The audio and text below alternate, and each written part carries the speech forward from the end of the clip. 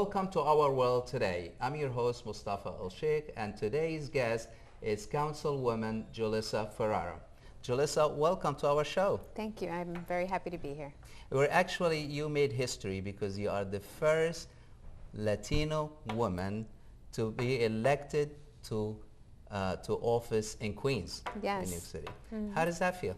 Really is an honor for me. You know, I know that it was something that was done with the support of many. So although I am the first Latina, it was really about uniting many communities and getting support from a lot of different groups. That's wonderful. You know, I've been actually looking at your blog, and Latino, population basically, they're saying how proud they are and how grateful, and we're not drug dealers, we're not criminals, we're elected officials. But at the same time, it must be a big responsibility for you. It really is. It's an immense responsibility because I also understand that I'm setting a path for our young people. The reality is that I didn't have someone to follow. There wasn't a Latina before me. Sure. But I also understand that we worked very hard electing the first Latino, which is what we did in 2001, and those were the first steps. But it really is an honor for me as a Latina, as the daughter of two immigrants from the Dominican Republic. They came to this country, barely spoke English. My father worked at a factory to help pay for his schooling, to then work for as a transit worker. And he just retired after 30 years. And my mom is also a DC 37 member. But for them, they really taught me the importance of giving back to our community. And it's just really a humbling experience and really an honor to be able to represent my community in the city council. Yeah, I could understand. It's really a huge responsibility. It's not just actually for your own district, but for the larger Latino community. Exactly. Basically, as soon as you were elected, which was a landslide, you've been in government just at about 6 months, correct? Yes, just actually today is 175 days. Wow, you were counting. Yes, I'm counting. But you really hit the ground running, and you were championing a lot of causes. And one of the causes that you're championing is domestic violence. Yes. And you've been supporting a lot of people. You're having a lot of people that come into your office, and you're providing a lot of services to them. And so why is that so special to you? You know, for me, I don't know if it's because I'm a Latina or because I'm a woman elected official, but for whatever reason, we've had the opportunity to provide services in our office. It's become kind of a safe haven. We have women from all over New York City that have contacted my office to say, I'm a victim, what can I do? Or come into the office. Sometimes we go open the door and there's two women outside and they have their children, and for whatever reason they really feel a connection to our office, and I just think it's the quality of services that we're providing there. I think that as a Latina, as a woman, it is my responsibility to be able to embrace our sisters and tell them, there are great options out there, and you do not have to stay in these very tough situations, and honestly very dangerous situations. I worked on a particular case where a woman was found in a suitcase in pieces after having complained about being a victim of domestic violence, and that really hit me home. It was very personal, and that was in my days as a chief of staff. And from that moment on, I understood my responsibilities as a council member to be able to provide a safe haven and to be able to provide answers to these victims. But that's also a major problem, because now, most of these incidents are underreported. They're afraid to go to the police and complain because of situations like this. Yes, they are afraid, but that's one of the reasons why we have to be able to give them the strength that they need. They don't necessarily have to go alone to report.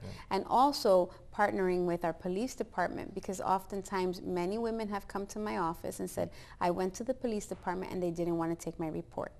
And for a lot of the services that are provided, they need to have that police report, and that the police report is filled out correctly. So it's about empowering women with the correct information and the strength, because they also often are fallen. They're not only victims of the physical aggression, but it's also financial, it's mental. Absolutely. There's a whole host of different levels, and if women just know that they can have a little bit of support, you'd be amazed at what they can do. I'm very sure.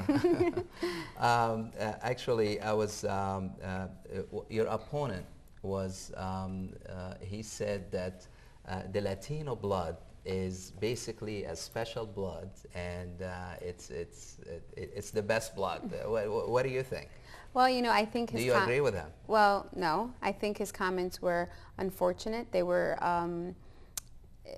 inexcusable. There really is no explanation to making those comments, especially if you're running for public office. I don't think anyone should make the comments, but if you're running for public office, you need to be very cognizant of what your thinking is. They speak for themselves. His statements really do speak volumes, and I think the community will respond on election day what those comments mean. I think as a Latina, I am very proud, but I also recognize that I am an Afro-Dominican. When you look at me, you see my heritage.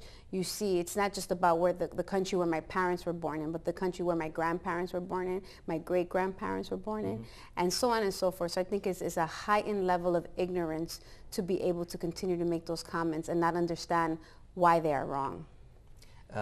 Now, it leads us actually to the next point, which is the economic challenges that our country faces, but local areas and districts like yours really been hurt and been hurt badly. How is your office helping out with foreclosure problem and basically finding jobs for those who are looking for jobs? That, besides the domestic violence, jobs is one of the #1 issues that we're facing in our community. It's not only being able to partner with businesses to afford that can give jobs, but also getting the right qualified people to the jobs that they need.